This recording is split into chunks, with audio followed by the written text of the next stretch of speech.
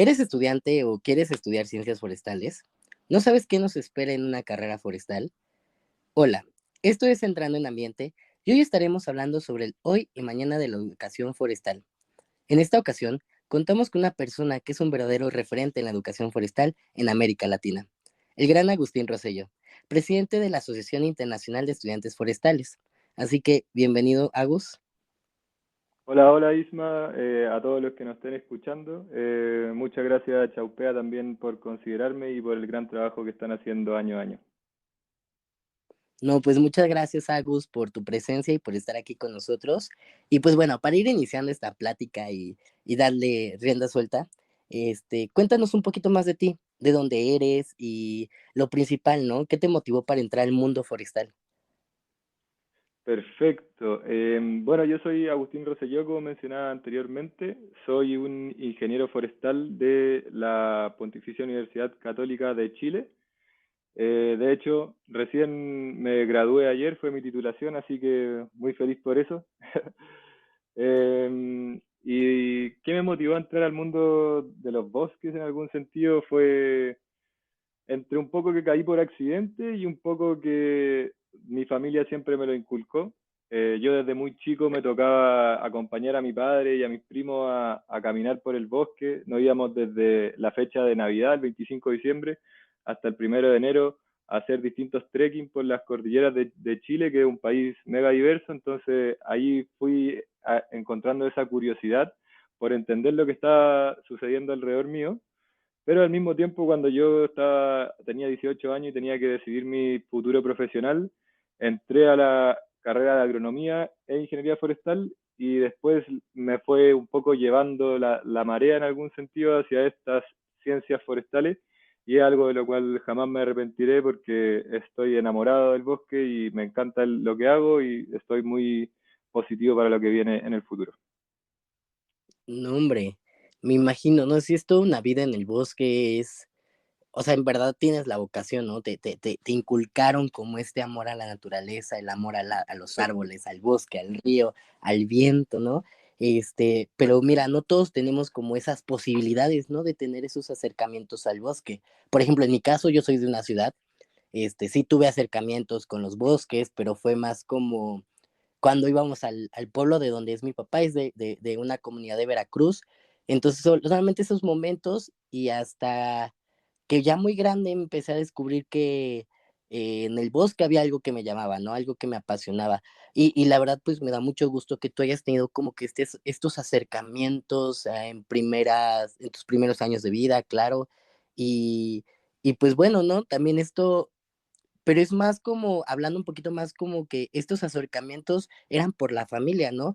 No sé qué tanto esté el ámbito de educación inicial en Chile, hablando en términos forestales, qué tanto los acercan con los bosques, ¿no? Qué tanto, no sé, los llevan de día de campo, les hablan, no sé, en una materia de ciencias naturales, qué tanto les inculcan el amor a los bosques en la educación inicial.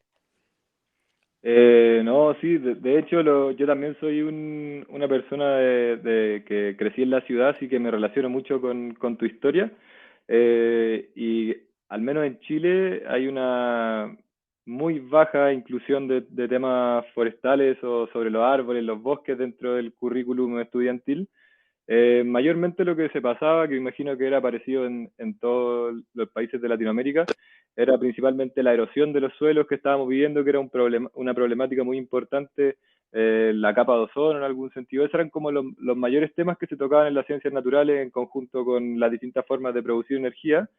Pero yo creo que el fenómeno que comentábamos antes, como de niños de ciudad, es algo que está muy, muy presente alrededor de todo el mundo y es algo que nos ha disociado como sociedad del mundo natural, de la naturaleza, de los bosques.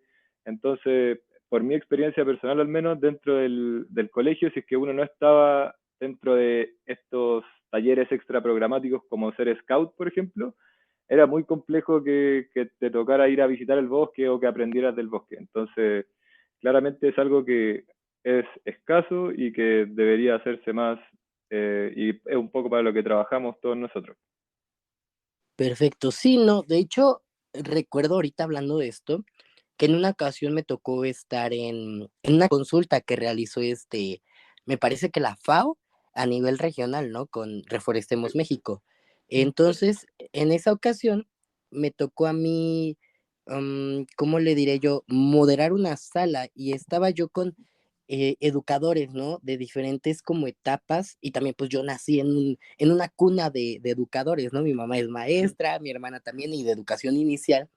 Y justamente eso ha sido como que un tema bastante relevante ya en mi educación universitaria, que no hay una inclusión en sí de una educación ambiental o forestal dentro de de los primeros años de vida, ¿no? Y las Exacto. materias que llevamos son superficiales, ¿no? O sea, como que te dicen, el otro día platicando con mi hermana me comenta, yo lo único que recuerdo es, que la diferencia entre recurso renovable y no renovable. Perfecto, ¿no? Este, y ahí queda, ¿no? Entonces no profundiza, no nos dan como que este sentido de hablar de los servicios ecosistémicos en la parte cultural, ¿no? O sea, de que, qué nos aporta el medio ambiente a nuestra vida, ¿no? Desde, no sé, en el caso de México, ¿qué significa un aguacate en la cultura mexicana, ¿no? Un tomate, el bosque, ¿no? Las piñitas de los árboles, ¿no? Que son, no sé, las utilizamos en Navidad, en otras festividades, ¿no? Entonces, no nos, no nos ayudan como a comprender la importancia de la naturaleza en nuestras vidas, ¿no? Entonces creo que sí es algo bastante preocupante como que en la educación inicial de que necesitamos tener estos, ¿cómo se podría decir? Como que impulsores, estos, como que la mecha, ¿no? Que nos prendan mecha para que digan, ustedes de aquí para adelante se van a la educación forestal, ¿no? Exacto, Y y bueno, sabiendo hablando, también, a ver, espera, sabiendo también que el bosque es algo que está constantemente afectando las vidas de todas las personas. Puede que uno viva en una ciudad, pero por ejemplo, la disponibilidad hídrica, los cursos de agua jamás podrían estar establecidos si no fuera por los bosques, los distintos incendios que afectan a las personas, cómo se regula la contaminación, todos los servicios ecosistémicos que tú estabas mencionando, es algo que afecta directamente a las personas y a esos mismos niños y ujú, es un fenómeno que pasa porque muchos de los estudiantes forestales, una cosa que yo he visto que se repite constantemente es que muchas de las personas llegaron por accidente a estudiar esta carrera, siendo que debería ser algo que los apasionara y que entraran ahí por decisión propia y no claro. porque les tocó. Entonces, sí, estoy totalmente de acuerdo contigo y conecto mucho con lo que estabas comentando. No, sí, o sea, definitivamente.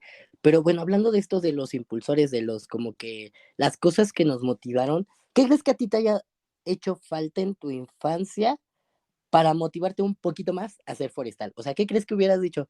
Creo que si hubiera visto esto en la escuela o creo que si hubiera hecho esto, amaría un poquito más los bosques. No sé, como qué crees que te pudo haber hecho falta o qué puede hacer falta. Mira, yo creo que además de un conocimiento más técnico como el que estábamos quizás comentando anteriormente, podría ser algo tan simple como el ir al bosque, el caminar por los bosques, el entender cómo las personas y las comunidades se relacionaron con el bosque durante toda la historia, entender, por ejemplo, cosas tan simples como que la mesa en la que tú estás escribiendo o en el lápiz con el cual tú también estás escribiendo o el papel en el cual estás escribiendo, todo eso viene de los bosques. Entonces, es fundamental que empecemos a tener ese relacionamiento y no solo a los niños, sino también a las personas, de que si se quiere construir su casa de madera, por ejemplo, tenemos que tener un bosque y el cual alguien tiene que cuidarlo, producirlo.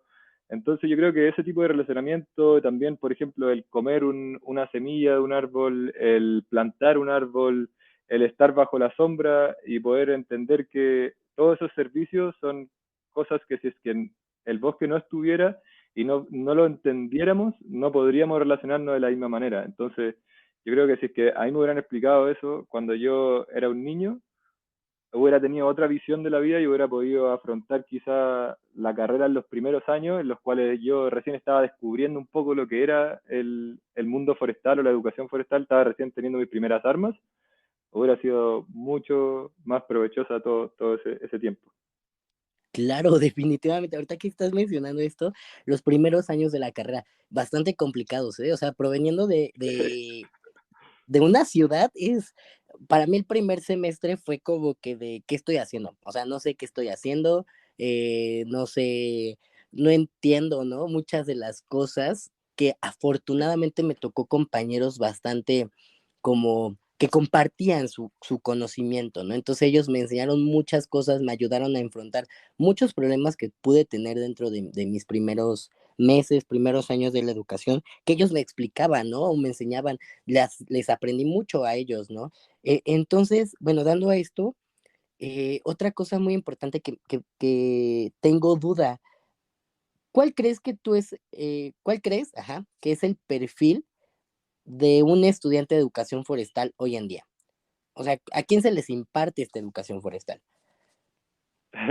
Uy, buena pregunta, pero después de haber conocido, bueno, lo que me ha tocado a mí es haber estado relacionado con IPSA durante estos últimos 3 años y haber conocido distintos forestales o gente que estudia recursos naturales o dentro al final de la educación de los bosques, hay un perfil, yo creo, bastante repetitivo. No todas las personas son así, pero mucho va sobre las ganas de ser curioso, de querer entender los fenómenos, de querer entender cómo funciona la naturaleza, cómo puedo yo también aportar a conservar esta naturaleza, cómo puedo aprovecharla sin faltarle el respeto en algún sentido. Entonces creo que muchos son personas que son receptivas, son muy buena gente. Yo he conocido amigos que voy a tener para toda la vida de distintas partes del mundo y muchos aventureros también sin ningún problema en alojarse en un lugar donde haga frío, que les guste ir al bosque, acampar, más todoterreno en algún sentido. Entonces creo que por ahí va un poco el perfil. Muchas personas de Scout, por ejemplo, yo he visto que terminan dentro de la carrera forestal, porque desde chicos les inculcaron estas ganas de salir al bosque, de estar en la naturaleza, de entender lo que estaba pasando alrededor de ellos. Entonces yo creo que por ahí van muchas características que se van relacionando. Y también mucho investigación, querer entender, querer ir más allá, ver cómo puedo generar un bosque, cómo puedo plantar esto acá, qué puedo hacer con la madera que saco del bosque. Entonces yo creo que la curiosidad y el ser aventurero son características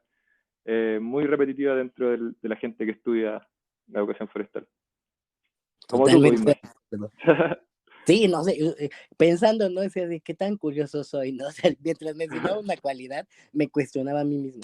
Soy curioso, soy aventurero, pero pues creo que sí, ¿no? O sea, creo que dentro de cada una de nuestras aventuras que vivimos en nuestra carrera, pues vámonos dándonos cuenta de que somos de cierta manera, ¿no?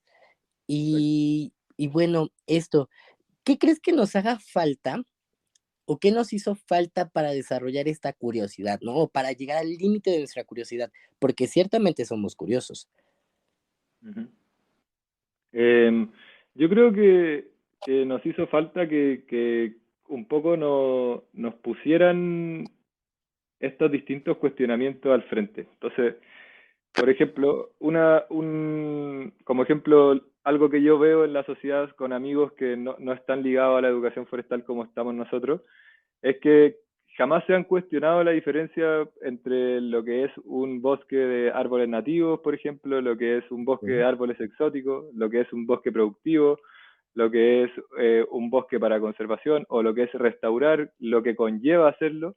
Entonces, si es que uno nunca tiene esos cuestionamientos y está viviendo su vida fuera de mirar la naturaleza, sino que su vida es sobre cómo necesito para comprar, para poder comer o la ropa que me quiero comprar, etcétera, todo ese tipo de cosas, si es que nunca te ponen los cuestionamientos para poder entender el sistema de los bosques, entonces es muy difícil que uno sea capaz de empezar a desarrollar esa curiosidad.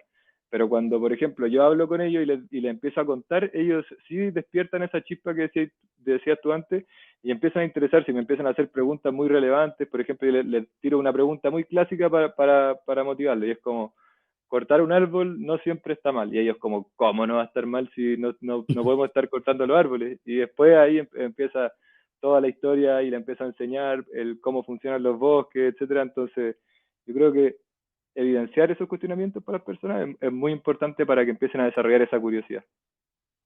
Claro, sí, es que la curiosidad está a flor de piel. O sea, ya depende como que ay, ¿cómo le podría decir? Se me fue la palabra. Los estímulos que tengamos, ¿no? A lo largo de nuestra vida, para sacar esa curiosidad y nos empecemos a preguntar cosas, ¿no?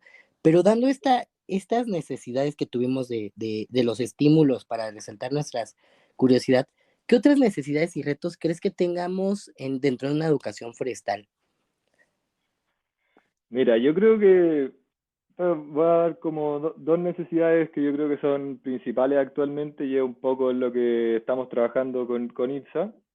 Primero que nada, educar a través de canales distintos que la academia, porque como te contaba antes, hay muchas personas las cuales no están ligadas a esto y las cuales no tienen los cuestionamientos para desarrollar esa curiosidad.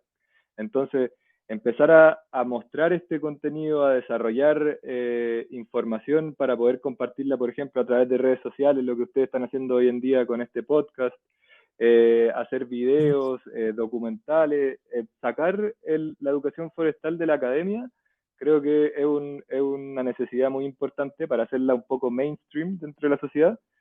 Y segundo, lo que hablamos al principio de hacer la parte del currículum de educación escolar básica, creo que es un conocimiento del cual los niños deberían tener. Están constantemente rodeados con el bosque y cuando vemos muchos problemas es porque no han desarrollado este entendimiento de respetar el bosque. Entonces, de respetar la naturaleza, vemos basura en las calles, vemos basura en los parques nacionales, vemos incendios, gente que hace fogatas. Entonces, creo que esos dos son necesidades muy importantes, hacer la parte del currículum de la educación básica y encontrar la forma de educar fuera de la academia. Y el reto más importante, creo yo, y que nos pena constantemente a los que trabajamos en este sector, es simplificar la información para que ésta pueda ser digerible por todos. Muchas veces también nos mantenemos dentro de los papers de información Ujú. con códigos dentro del mundo forestal que son difíciles de entender para las personas normales. Hablamos de tipos de corta o de bosques siempre verde o mediterráneo o ponemos términos que los cuales ellos no, la gente que no está metida en este mundo no logra entender y se aburre y no sigue adentrándose en él.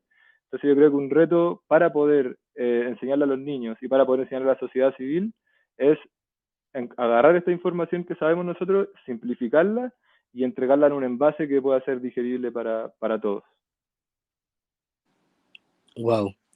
Sí, o sea, absolutamente tienes la razón en este sentido de que no sabemos comunicarnos, ¿no? O sea, siempre estamos, hasta para uno que está dentro de este mundo, a veces llega a ser un poco complicado, o sea, tienes que ir creciendo y eso obviamente, ¿no? Tienes que ir aprendiendo, ir adquiriendo más conocimientos, habilidades para comprender todo, porque pues los bosques es un sistema incomprensible, ¿no? O sea, para el ser humano es, o sea, todavía no lo llegamos a descubrir el 100%, pero no, creo que otros como forestales, como recursólogos, ¿no? O sea, en diferentes formas podemos transmitir esta información más fácil, ¿no? O sea, para que todos estén conscientes, poder establecer esta comunicación asertiva, ¿no? Entre los técnicos, ingenieros, hacia la sociedad civil. Y creo que es un gran reto. Y pues bueno, checando estos retos, ¿no? Que nos comentas, ¿no? De que necesitamos actualizar el currículum, ¿no? O sea, de la educación inicial, esto de que no podemos, no hemos podido lograr que se dé la comunicación forestal efectiva y asertiva. ¿Qué fortalezas tenemos? O sea, ¿qué crees que dices, estos puntos ya los tenemos para lograr o pues sí, para lograr superar estos retos y poder cubrir estas necesidades? ¿Qué fortalezas tenemos?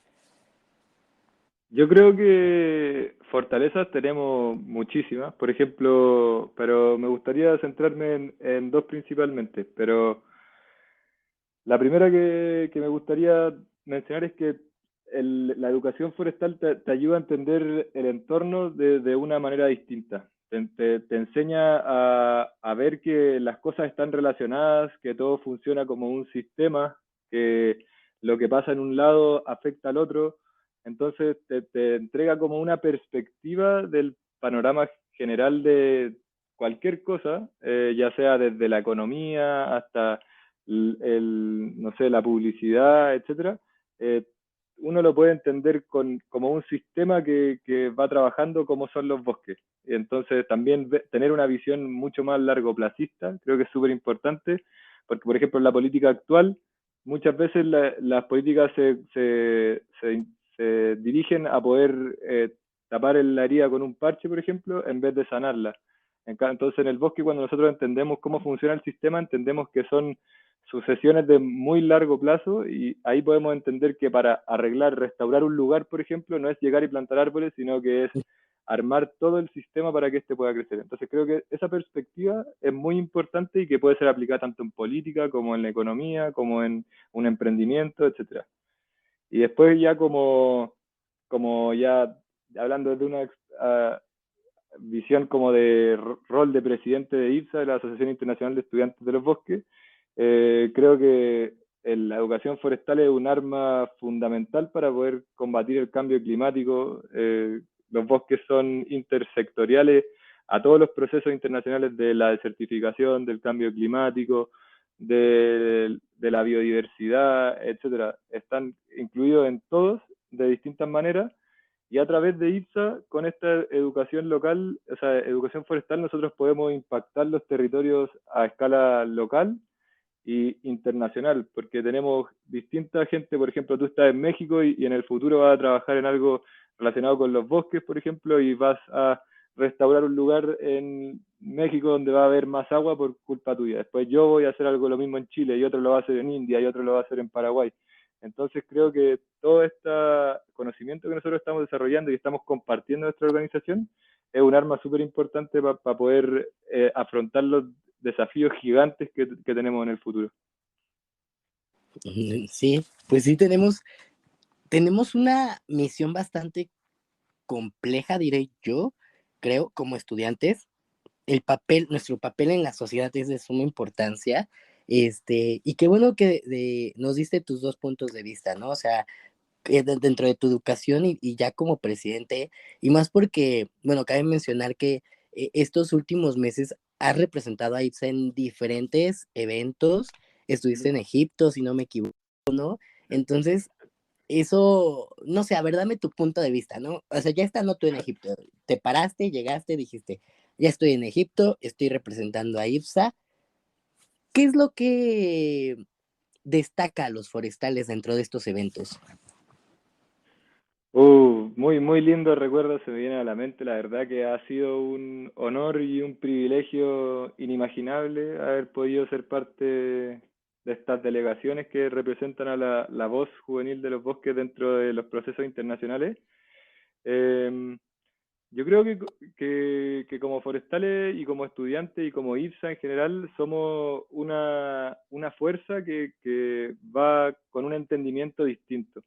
Muchísimas de las distintas, como jóvenes me refiero, porque también hay toda una parte de negociaciones y política internacional de países y etcétera. Pero como jóvenes, la mayoría de los jóvenes que están dentro de estos procesos son mucho de activismo, de pedir soluciones, de pedir problemas, de protestar, de pelear. En cambio, yo siento que nosotros venimos un poco más con más humildad y vamos a tener las discusiones, a conversar, a aprender, a tratar de ver qué es lo que está pasando en las distintas áreas, por ejemplo, llegar allá y ver que se está hablando de la construcción en madera y la importancia de los bosques en la construcción en madera. Llegar allá y ver que se está hablando del arbolado urbano y cómo tener más árboles dentro de la ciudad va a disminuir la temperatura y va a generar un mejor bienestar para las sociedades. Llegar allá y ver que se está hablando mucho de la bioeconomía, por ejemplo, de cómo nosotros podemos usar las distintas bondades que nos entrega el bosque, por ejemplo, la celulosa, otro tipo de cosas para poder generar distintos materiales que podrían reemplazar en el futuro al plástico y a muchos otros que están perjudicando a nuestro sistema. Entonces, yo creo que nosotros, como IPSA al menos, vamos mucho a aprender y un poco a poner en la mesa la importancia de los bosques, a diferencia del resto de las personas que muchas veces van a hacer activismo, a hacer carreras políticas, etcétera. Entonces, la verdad que fue un honor y también compartir con gente de Asia, de África, de Europa, de Latinoamérica, distintos forestales que están incluidos en estos procesos, están peleando por restaurar más ecosistemas, por crecer más los bosques, por generar más servicios ecosistémicos, me llena de como hope, de esperanza para el futuro.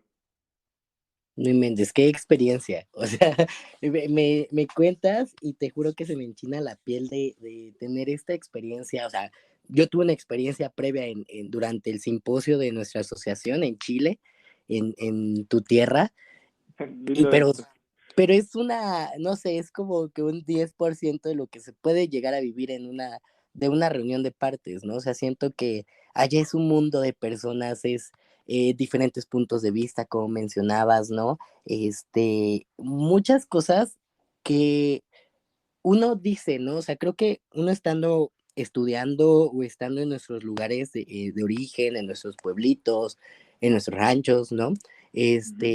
Decimos, soy el único loco que le importa, ¿no? Y llegar a esos lugares y ver que no eres el único loco, que hay más personas dementes, ¿no? Igual que tú, que Exactamente.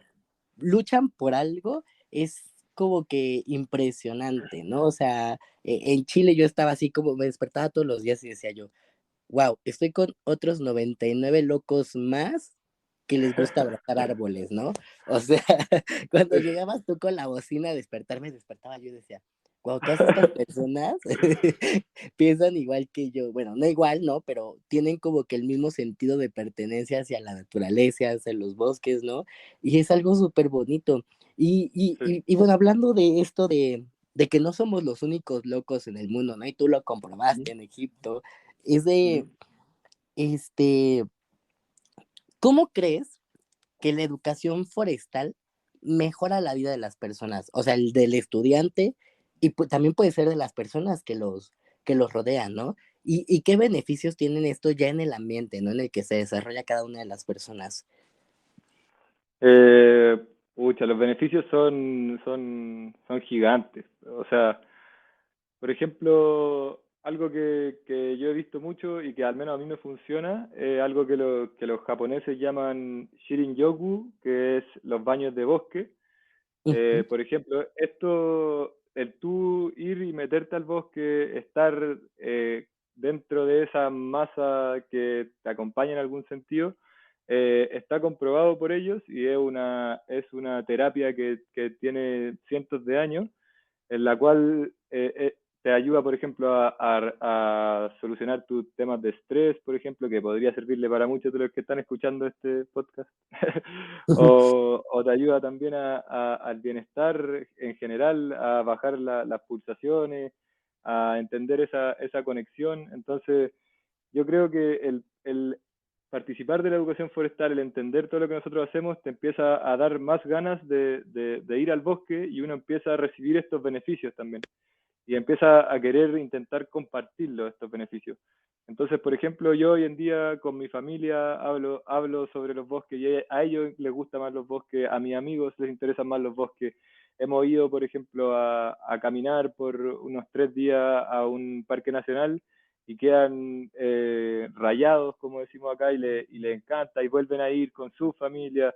Entonces, como una bola de nieve que va generándose, generándose y va armando como una sociedad un poco más conectada con la naturaleza y entendiendo los beneficios, aunque no sean los servicios ecosistémicos y todas las cosas tan científicas que uno habla en la universidad, sino que beneficios más palpables, los cuales ellos pueden valorar dentro de su sensación, digamos, general. Entonces, sí, yo creo que la verdad que repercute derechamente con la sociedad y que la sociedad piense eso también repercute en el ambiente, es todo un sistema, una cadena, porque la gente va a empezar a respetar más los bosques, va a empezar a cuidar los árboles, va a empezar a no tirar basura, a no hacer incendios, a no dejar huella, a compartir este sentimiento. Entonces, al final, si todos entendiéramos eso y todas las personas que están dentro de esta ciudad de Santiago que veo ahora, o Ciudad de México, que son millones de personas, entendieran la relación que tienen y el beneficio,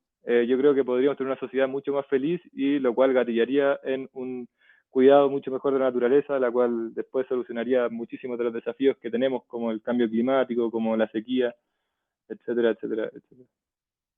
Wow. Sí, es esta parte de que si logramos que todas las personas se metan al bosque, vamos a ser más felices. Ujú. Es fuerte, es bastante fuerte, porque sí, muchas veces estando en nuestra burbuja, ¿no? O sea, creo que muchas personas que viven en grandes ciudades, ¿no? Hasta creo que en pequeñas comunidades se centran más, o sea, es una centralización en la parte urbana, ¿no? En la parte de que, ay, vamos al parque, ¿no? Pero es un parque ya lleno de cemento, ¿no?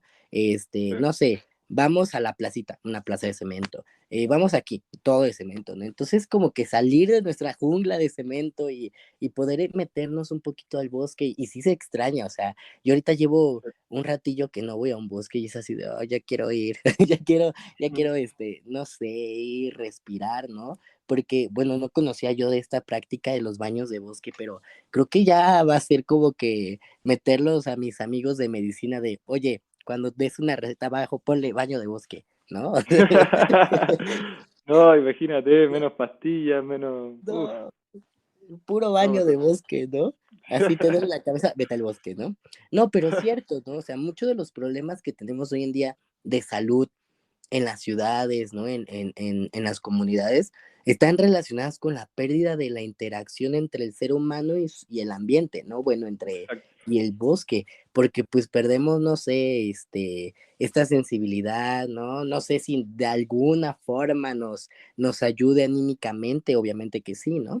Este, Sí. el estar en contacto con la naturaleza. Y ese Wow, sí como está. parar, ese como parar, salir de este como locura que está pasando dentro de la ciudad, que tocan la bocina y que la contaminación y que la gente... En cambio, cuando uno va al bosque, está todo así como calmado, entonces te saca de esa como rutina muy enfermiza en algún sentido que después genera somatizaciones, el estrés en distintas enfermedades. Sí, sí, estoy Claro. completamente de acuerdo.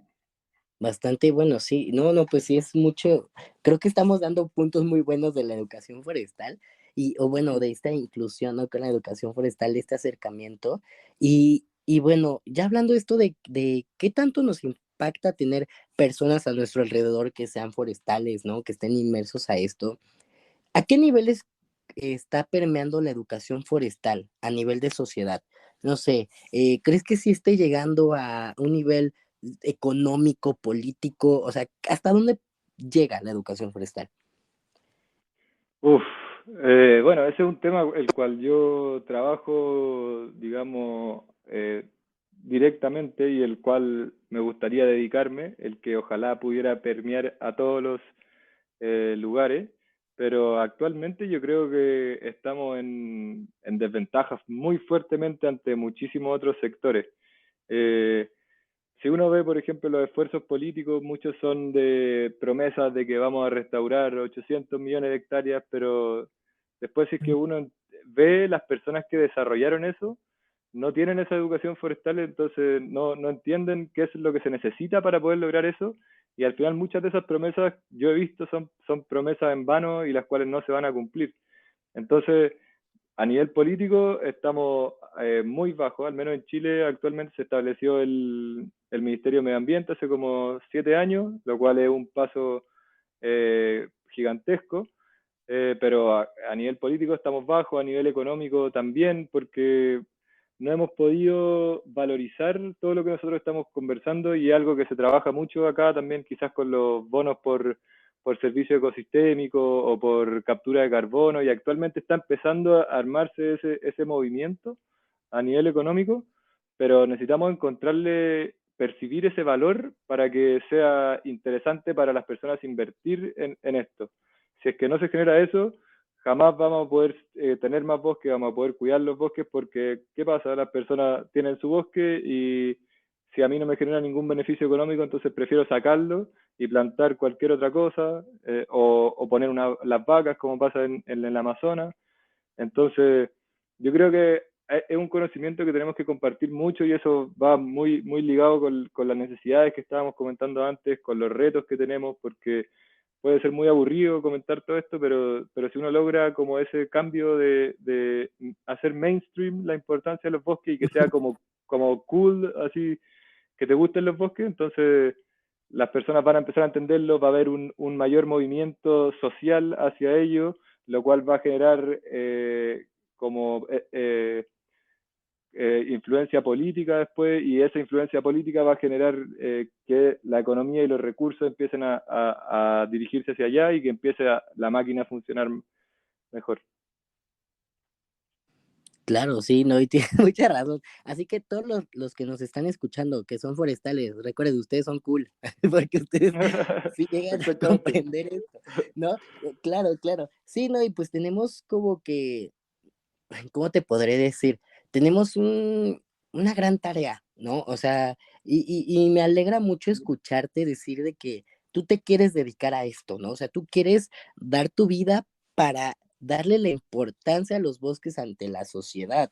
Claro, y más porque, bueno, y hablando de la América Latina, o sea, tenemos un mega reto y más o sea, las escuelas, hablando de Sí, educación formal, ¿no? Una educación ya basada en una escuela, tienen un reto gigantesco. O sea, creo que hablando un poquito sí, más como estudiante y viendo la educación que llevé, se están quedando atrás. O sea, creo que sí, hay muchos temas que no se están abordando, que están dando gritos de aquí estamos, o sea, no sé, el cambio climático, que sí sabemos de cambio climático, sí sabemos muchas cosas, nos llegan a enseñar varias cosas, pero creo que no estamos dándole al punto, ¿no? O sea, creo que estamos solamente dándole vueltas y vueltas y vueltas y no llegamos como que a un punto donde podamos tomar decisiones, en donde podamos nosotros, dar esta acción, ¿no? O sea, que muchas veces sí lo hacemos, pero creo que hace falta algo, ¿no? O sea, creo que nos hace falta actualizaciones, ¿no? O sea, sí, no sé, a nivel político, a nivel económico, a nivel social, ¿no? Porque muchas veces la educación se basa mucho a la técnica y, por ejemplo, yo agradezco algo de mi carrera es de que bueno, yo soy ingeniero en recursos naturales renovables, entonces como que me ponen la parte social, la tecnológica y la ambiental. O sea, no solamente la vemos la parte técnica que podría ser, no sé, de elaboración de mapas, análisis de ujú, cuencas, cosas así, ¿no? Sino que también nos ponen esta parte social que a mí me encantó, o sea, creo que fueron de mis materias favoritas de cuál es la concepción de las personas ante un bosque, ¿no? O sea, las personas, exacto. ¿qué sentido de pertenencia tienen con el bosque? Eh, Otra cosa muy importante, por ejemplo, aquí en México sí tenemos esta parte de usos y costumbres en las comunidades. Entonces, nosotros de lejos lo podemos decir, ay, qué bonito, ¿no? Tienen una danza del venado, X cosa, ¿no? O sea, que podemos Ujú, mencionar ujú, aquí. Pero ese lado como místico, ese lado que va más allá de lo físico, también está, o sea, órale, ¿no? O sea, ¿cómo le pueden atribuir tanto poder a algo como un venado, ¿no? Pero así pasa sí, en muchos lugares, ¿no? Le atribuyen muchas cosas a un árbol, o le atribuyen muchas cosas al, no sé, a un ave, a cualquier elemento de la naturaleza, y eso también se me hace súper importante y que eso nos puede ayudar. Creo que también eso puede ayudarnos mucho a los que estamos en este medio de compartir, difundir, promover la importancia de los bosques, ¿no? sí, sí, sí. Si me puedo agarrar de ahí, de hecho, Sí, creo que eso es fundamental y es uno de los mayores como cosas que tenemos distintas como Latinoamérica hacia el resto del mundo, porque en Europa, ujú, por ejemplo, todo eso, toda esa cosmovisión, toda esa cultura indígena ancestral ya no existe hace muchísimos años. Entonces ellos ven el bosque desde ese punto de vista muy técnico, como dices tú, y es un poco lo que intentan implementar dentro de la educación forestal en Latinoamérica. Pero aquí nosotros como Latinoamérica, quizás, y yo creo que sí, somos mucho más ricos en conocimiento en relación a los bosques porque aún tenemos esas culturas las cuales vivieron con los bosques, como quizás, no sé, los aztecas, los incas, los mapuches acá en Chile. Todos son culturas las cuales estuvieron constantemente relacionadas con ellos, las cuales se alimentaban de ellos, se refugiaban en ellos y entienden el verdadero valor que tiene el bosque. ujú. Entonces, eso claramente sí podría ser una forma de poder compartir este mensaje y que podría ser más simple que el hecho de, no sé, de algo más técnico como mira este mapa, podría ser como mira cómo era antes eh, el entendimiento Ujú. en general. Claro, sí, o sea, esa es una de las cosas que amo de Latinoamérica, ¿no? Creo que esta parte que tenemos bastante como, ¿cómo se? Peculiar. Y bueno, hablando de esto, me surge otra duda, a ver si me ayudas. De A ver, que, ujú, a ver, estoy pensando cómo organizarla, pero ya. A ver, ¿crees que los retos que tenemos hoy en día en la educación forestal y que tenemos igual a futuro, ¿no? ¿Son un reflejo de los problemas de la sociedad? eh, sí, yo creo que definitivamente sí. Yo creo que una sociedad enferma en algún sentido, como yo le llamo, genera un ambiente enfermo y un lugar donde no es fácil vivir. Entonces, actualmente nosotros podemos ver que estamos todos constantemente disociados de ya ni siquiera de la naturaleza, sino que de la realidad. Estamos todos en el computador, en el celular, Ujú, en las redes sociales, etcétera. Entonces perdemos el valor de la conexión con el, yo te diría que incluso ahora estamos pasando a una esfera superior que es la desconexión del estar con una persona, del conversar con una persona, del interactuar, del saludar, de la importancia de eso, y estamos pasando a un mundo muy virtual, pero eso mismo también se generó con la naturaleza, entonces nosotros estamos disociados, ya no la entendemos, no sabemos para qué nos sirve. Por ejemplo, cuando hablaba antes de que faltaba que se hablara sobre la educación forestal en los colegios, ¿cómo puede ser que los niños no sepan que el oxígeno que respiran viene de un árbol que absorbió CO2 y entregó oxígeno? O que el agua que toman al final es evaporación, el ciclo del agua está completamente ligado ujú. a los bosques y el agua, si no hay bosque, resfala y se va al mar. Entonces, hay como una disociación completa en la sociedad y eso ha generado que nosotros no seamos capaces de cuidar nuestro ambiente, de entender cómo funciona.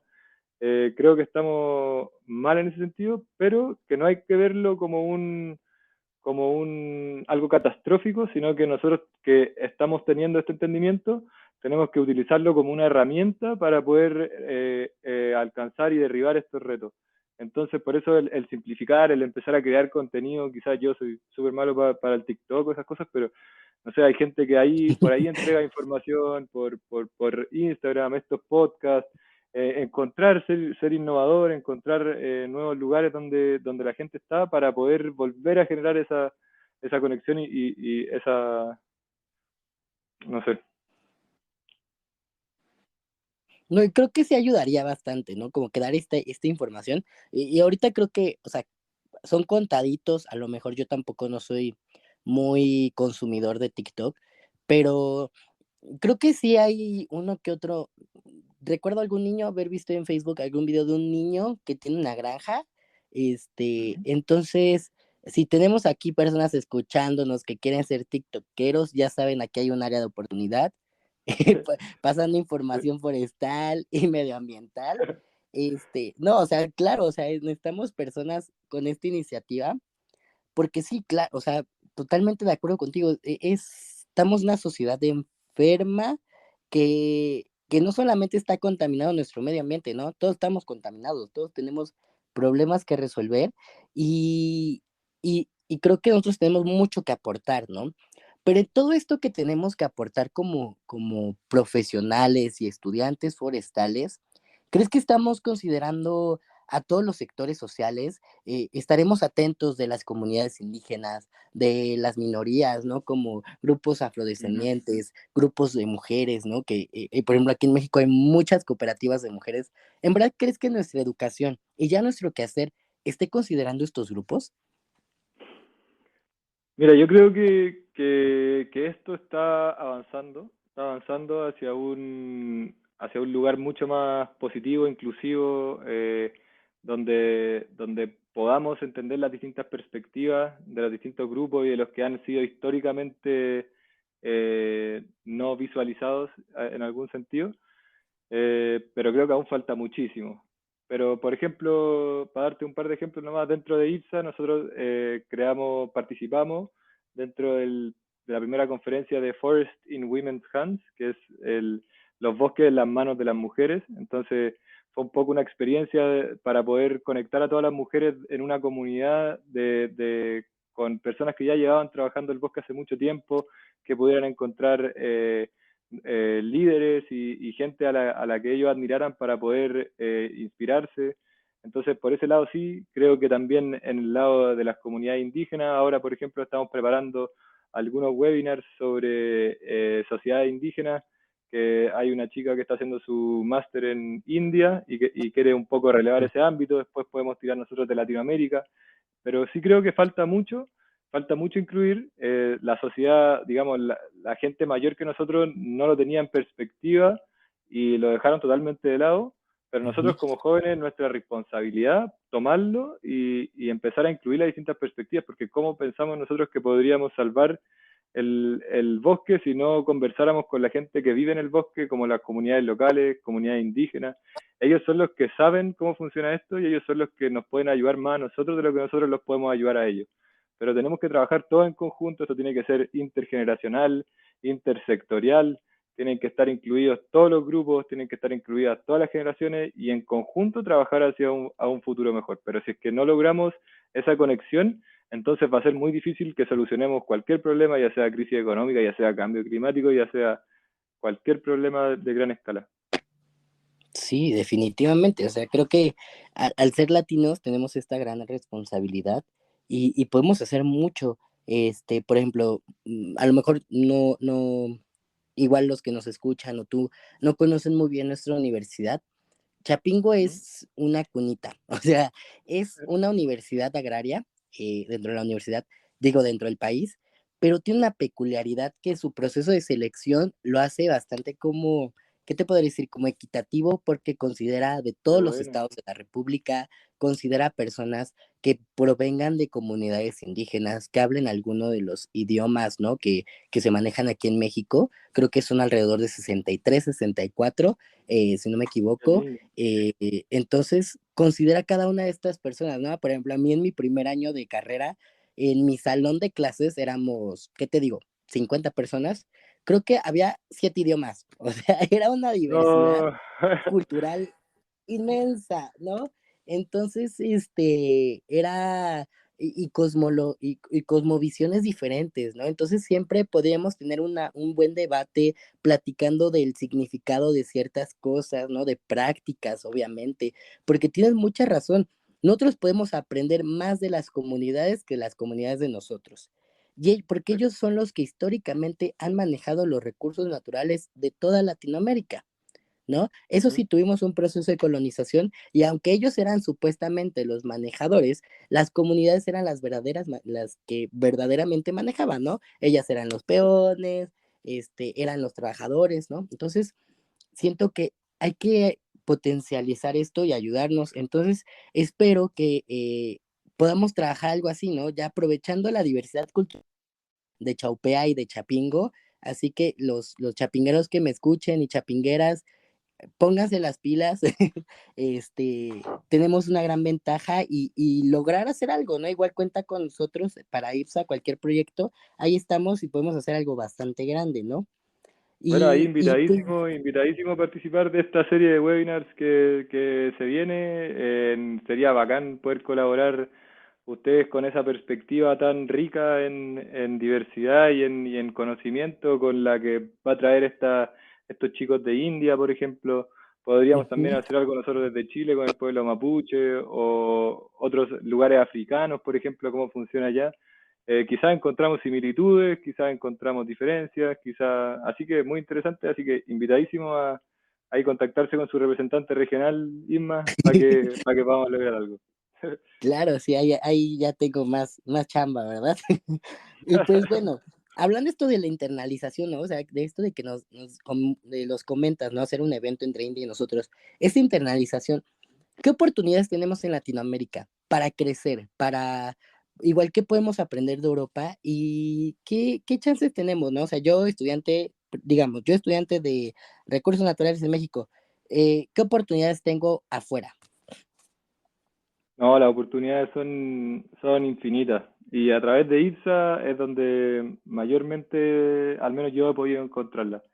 Em, Cada vez más lo que nosotros estamos conversando se entiende en Europa. Entonces ellos buscan esta misma diversidad, buscan traer latinos, buscan a sus universidades, que muchas veces las casas de estudio son donde se invierte el dinero para poder desarrollar investigación, donde se juntan las mentes brillantes en algún sentido.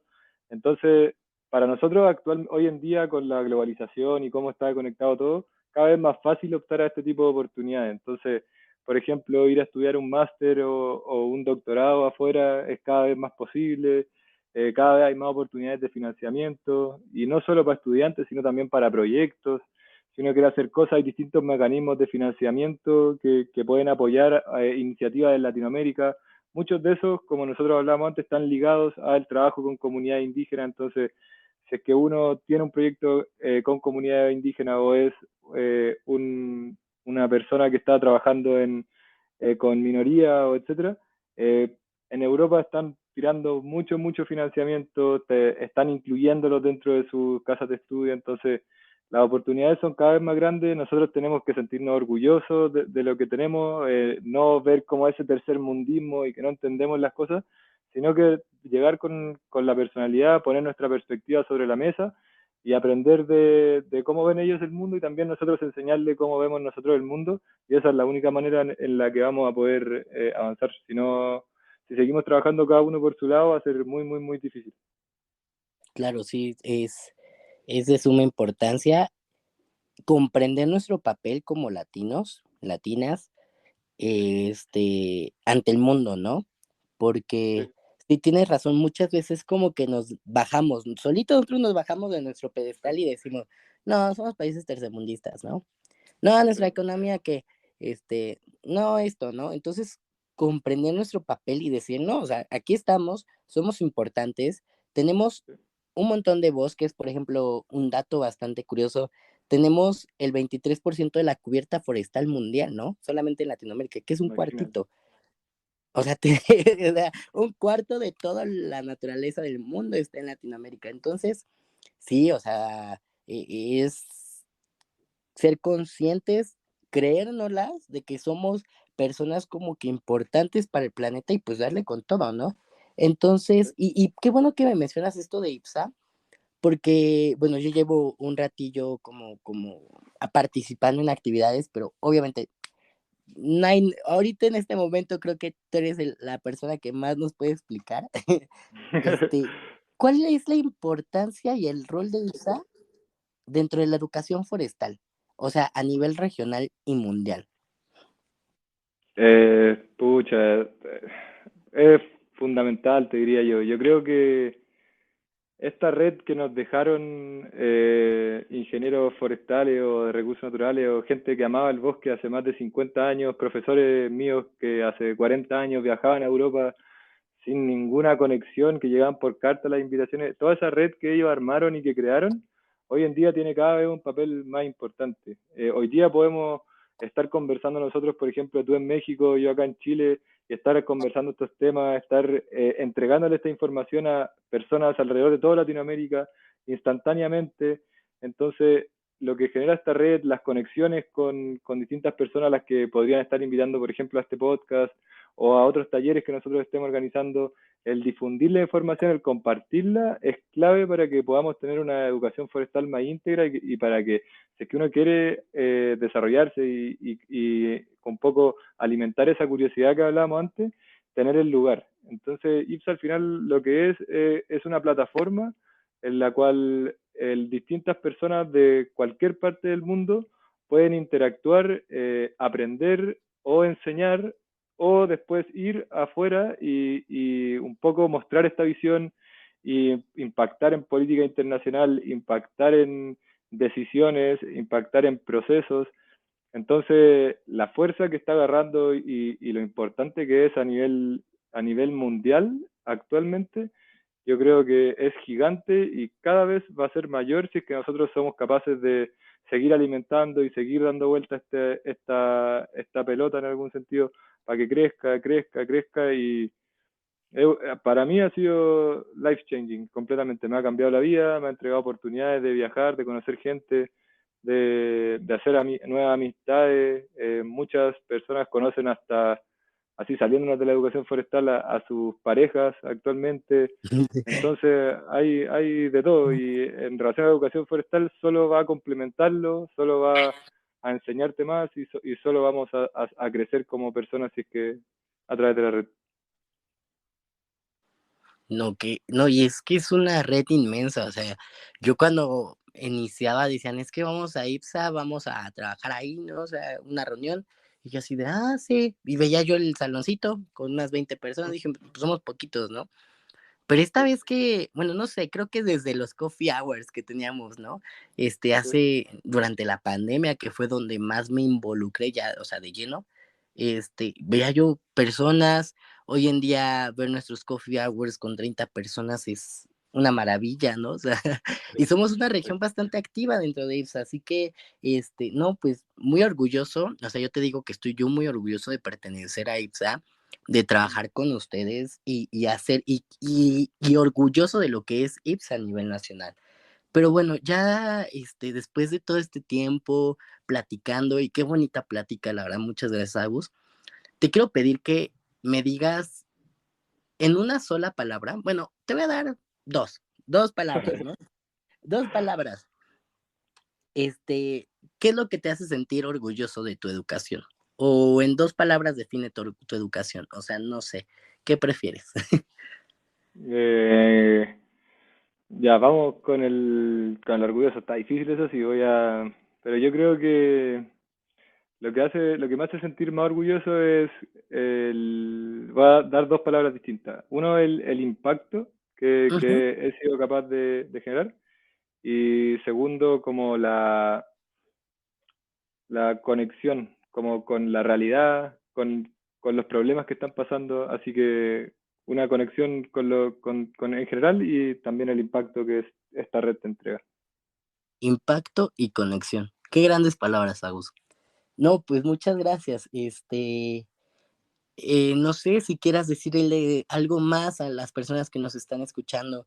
Ya nos aventamos un buen programa y esto va dirigido a todas las personas, ¿no? Creo que al inicio del podcast dije si alguien que quería estudiar o esté estudiando, pero no, creo que va más allá.